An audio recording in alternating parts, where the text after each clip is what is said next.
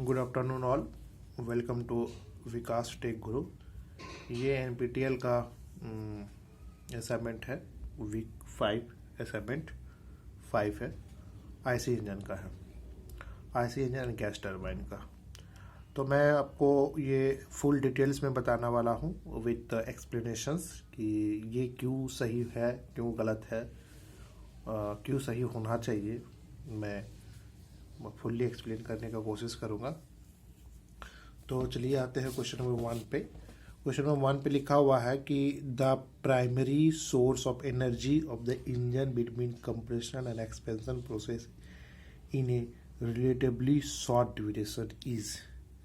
तो relative short duration is, तो इसमें थोड़ा हम लोग का कन्फ्यूज़न है, बट हमको लगता है कि इसका आंसर पोटेंशियल एनर्जी होना चाहिए।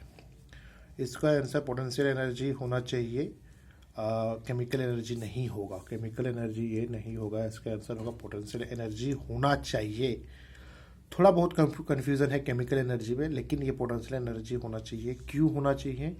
क्योंकि ये जो इसमें क्वेश्चन है, the primary source of energy for the engine between compression and expansion process in A relatively short duration. अगर शॉर्ट ड्यूरेशन का बात कर रहे हैं तो फॉर एग्जांपल मान लीजिए कि ये हम लोग का सिलेंडर है, ठीक है, ये हम लोग का टीडीसी है, ये हम लोग का बीडीसी है, और बीच में जो पिस्टन्स है इसका जो मूवमेंट होगी, तो अगर मान लीजिए ऐसा इंजन है तो इसमें एयर फ्यूल का जो है कंप्रेशन होगा, ठीक है। कंप्रेशन होने के बाद इसका जो क्लियरेंस वॉल्यूम में है तो उसमें ये एयर फ्यूल दोनों कंप्रेस्ड होगा। तो उसमें क्या होना चाहिए? इसमें पोटेंशियल एनर्जी का स्टोर होना चाहिए, क्योंकि पोटेंशियल एनर्जी उसमें स्टोर हो जाएगा, ठीक है। तो इसलिए इसका आंसर पोटेंशियल एनर्जी होना चाहिए, ठीक है। But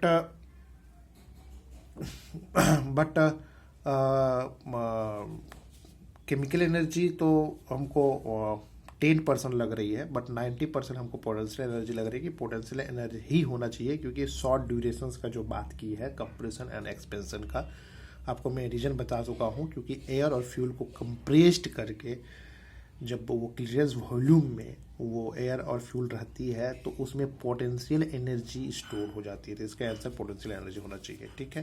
and when the unburned mixture ahead of the flame is compressed as the flame propagation across the combustion chamber, pressure और टेम्परेचर और डेंसिटी में क्या होगा? इसका मतलब ये है, जब फ्लेम का प्रोपागेशंस हो रही है, जब फ्लेम का प्रोपागेशंस हो रही है, तो जब कंप्रेशन होगी unburned mixture ahead of the flame, जब कंप्रेशंस होगी, जब कोई चीज़ का कंप्रेशन होगी तो कंप्रेस होने से डेंसिटी तो बढ़ेगा ही बढ़ेगा, टेम्परेचर बढ़ेगा ही बढ़ेगा, और प्रेशर बढ़ेगा ही बढ़ेगा। तो ये तीनों इंक्रीज होगा, इंक्रीज तीनों हो जाएगा, है ना। टेम्परेचर भी इंक्रीज होगी, प्रेशर भी इंक्रीज होगी, और डेंसिटी भी इंक्रीज होगी। दूसरा, in IC engine the process of removing the burned gases from the combustion chamber of the engine is known as. Burned gas को जो रिमूव करता है ना, रिमूव जो होती है, उस प्रोसेस का नाम है स्कैवेंजिंग, है ना। उस प्रोसेस का नाम है स्कैवेंजिंग, ठीक है, कोई डाउट नहीं। Okay, due to the expensive turbulence in the combustion chamber there are the chance of vanishing the main flame। हाँ, सही बात है कि अगर हम लोग टर्बुलेंस का हम लोग का ज़रूरत है कंबशंस के लिए, मैंने कि अच्छा से प्रॉपर ये होगा। बट अगर हद से ज़्यादा एक्सेसिव अगर टर्बुलेंस होती है तो इस क्वेश्चन में लिखा हुआ देयर इज ए चांसेस, हाँ बिल्कुल, ये थोड़ा चांस है। चांस मतलब यहाँ पर बात हो रही है मे बी, तो चांसेस के कारण ये मेरे हिसाब से ट्रू होना चाहिए कि हाँ there is a chances of vanishing the main flame, excessive इसके कारण, ठीक है। A four stroke diesel engine running at RPM has an injection duration of 0.02 second. The duration of the crank angle is, तो 4 stroke diesel engine का 200 RPM दिया हुआ है, has injection duration of 0.02 seconds. तो हम लोग क्या जानते हैं, हम लोग जो जानते हैं ओमेगा इक्वल टू एक फार्मूला होती है थीटा बाई टी, उसके जगह क्या होता है 2πn/60। तो हम लोग क्या कर सकते हैं, theta equal to 2πn/60 into T लिख सकते हैं। तो हम लोग को क्या दिया हुआ है 2π है ना, एन का वैल्यू हम लोग का कितना दिया हुआ है 2000 डिवाइडेड बाई 60 और टाइम हम लोग को जो दिया हुआ है 0.02। ठीक है, जब इसको हम लोग निकालेंगे तो इसका आएगा 0.189। तो ये जो आएगा हम लोग का रेडियन में आएगा। तो हमको जब इसको डिग्री में कन्वर्ट करेंगे है ना, मतलब थीटा में जब कन्वर्ट करेंगे तो हम लोग को क्या करना है 0.4 है ना 189 इंटू है ना 180/π। जब इसको हम लोग करेंगे तो ये लगभग आएगा 24 डिग्री सेल्सियस, ये 24 डिग्री है ना, 24 डिग्री ये आएगा इसका क्या हो जाएगा 24 डिग्री। ठीक है, इसका 24 आएगा। और या तो आप लेक्चर अगर देखते हैं तो लेक्चर में भी अगर देखेंगे एक छोटा फार्मूली है, तो वो फार्मूला हमको याद नहीं आ रहा है, तो ये इस ढंग से भी हम लोग बना सकते हैं ना, इस ढंग से भी बना सकते हैं। या तो मेडजी का हैंडबुक है उसमें भी ये दिया हुआ है ना किस तरह से क्या करना है, तो बहुत आसान है। तो ये हम लोग का 24 डिग्री ये हो जाएगा। ठीक है, match the following hydro compounds with their chemical फॉर्मूले। तो ये आप वीडियो में भी देख सकते हैं, वीडियो में डिटेल्स बताए, या तो फिर आप लोग गणिसा में भी देख सकते हैं इसका फॉर्मूला, अगर किसी को कोई भूल गया है तो ये बिल्कुल सही है ना। पाराफिन्स का क्या हो जाएगा CnH2n+2 होती है। ठीक है, ओलेफिन्स का क्या होता है 2 का 3 हो जाएगा। ठीक है, तो CnH2n, डाईओलेफिन का आपका हो जाएगा 3 का 4, डाईओलेफिन का हो जाएगा 3 का 4 CnH2n-2।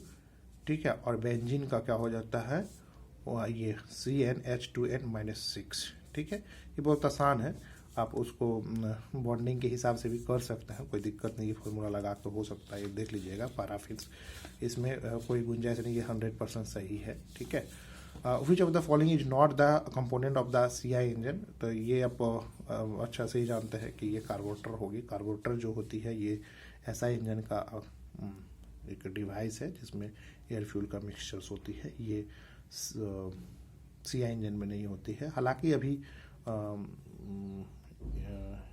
SI इंजन में भी कार्बोरेटर ऑब्सोलेट किया गया है, बट अभी इसके हिसाब से which of the following is not the component of CI engine, carburettor होगा ना। इन इंडिविजुअल पंप है ना nozzle system the spill and inlet port remain closed by dash during the compression of the fuel.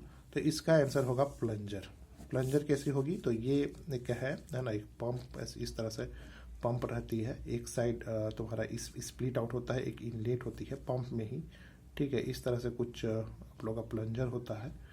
तो actually इस तरह से कुछ बना देते हैं हम, तो आपको ज़्यादा समझ में आएगा। इस तरह से प्लंजर इस तरह से रहता है। ठीक है, अब क्या होगा जब ये यहाँ से फ्यूल आती है और यहाँ फ्यूल आती है, जब ये कंप्रेस करता है ऊपर में इस तरह से कुछ स्टपर होती है इस तरह से है ना, उसके बाद ये एक भाल्स होती है। ठीक है, तो ये जो फ्यूल को पंप का बात हो रही है। ठीक है, पंप का इन्हें individual pump and nozzle system. तो जैसे ही यहाँ पर इनलेट फ्यूल आया, ये कंप्रेस करेगा, जैसे ही कंप्रेस प्लंजर के ऊपर की ओर जाएगा तो दोनों स्पील, इसको हम लोग बोलते हैं इस साइड में जो होता है इसको हम लोग बोलते हैं स्पील।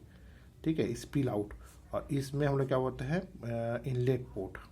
ठीक है, इनलेट पोर्ट पंप का है ना। आप अभी कंफ्यूज मत हो जाइए कि हम अभी सिलेंडर के बारे में बात कर रहे हैं, मतलब कंबसन चैम्बर या नोजल के बारे में बात कर रहे हैं। नहीं, ये क्वेश्चन जो है पंप के लिए है।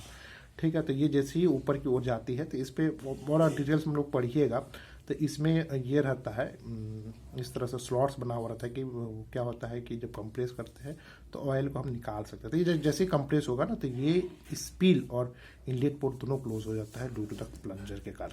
ठीक है, 100% ये सही है, इसका कोई ये नहीं है, कोई दिक्कत नहीं है। ठीक है, उधर मैच द फॉलोइंग। ठीक है, तो मैच द फॉलोइंग करना है। तो डिले पीरियड आप लोग जानते हैं ड्यू टू द केमिकल और फिजिकल डिले होता है। तो ये क्या हो जाएगा 1 का आपका 1 ही होगा। इसमें क्या है, इसमें बोलने वाले केमिकल और फिजिकल डिले होता क्या है। फिजिकल डिले मतलब क्या हो जाएगा कि एयर और फ्यूल का एक मिक्सअप्स होती है, मिक्सअप होने के बाद वो इवेपोरेट पोजिशंस में आती है, और उसके बाद जो केमिकल बात होती है, केमिकल मतलब कि केमिकल का मतलब हीट से रिलेटेड है कि कितना जल्दी वो फिर रिएक्ट करके वो जले, ठीक है। तो ये हम लोग का केमिकल और फिजिकल डिले हो गया। अब period of rapid combustion, rapid combustion कब होती है, मतलब ये होती है कब, जब मान लीजिए सपोज ये कब होता है, due to the evaporated fuel, मतलब कि अब इवापोरेटेड हो गई, फ्यूल का मिक्सअप हो गया, प्रॉपर मिक्सअप होने के बाद वो फ्यूल इवापोरेटेड पोजीशन में आ जाती है, मतलब इवापोरेट होने लगती है। तो क्या होता है कि उसके कारण से ये रैपिड कंबशंस होती है।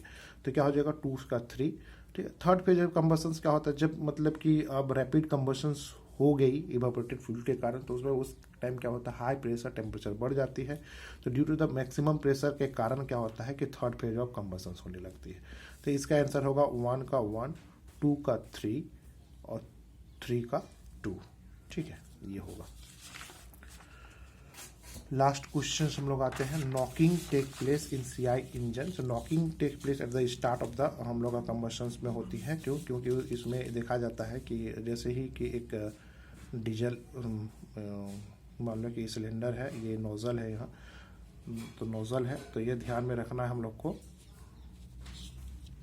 ये ध्यान में रखना है कि नोज़ल में क्या होता है कि जहाँ मैंने कि जैसे कि एयर फ्यूल का मिक्सचर, मतलब कि जैसे कि ये एयर है, यहाँ पर कंप्रेस्ड एयर है, कंप्रेस्ड एयर पिस्टन के कारण कंप्रेस्ड एयर है। उसके बाद ये क्या होता है, स्प्रे करता है, तो एयर के साथ क्या होता है वो मतलब मिक्सअप होता है, मिक्सअप के बाद इवापोरेटेड और फिर जलता है।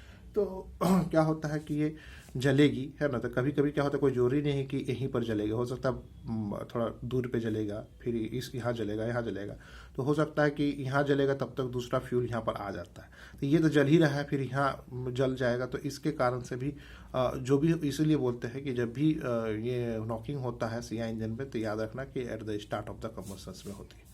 तो ये आपका सही है, eight the start of the combustion आपका आंसर होगी, ठीक है।